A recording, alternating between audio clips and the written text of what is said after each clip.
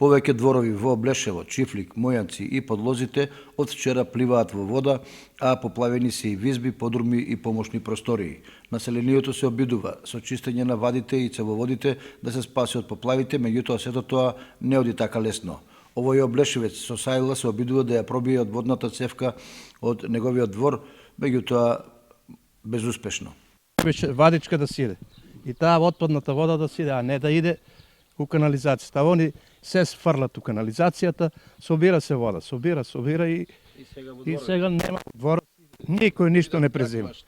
Никој не презима. Ја ланска година што беше, никој не презема ни штета да не плате ништо така. Те и тука доваѓаа, гледаат. Ќе видиме, ќе направиме. Поднеси викат ти документ, после ќе го направиме. И така се остане. За најавените засилени врнежи во деновите на викендот и можните поплави се подготвуваат жителите на селата кои вообичаено страдат од надојдените води.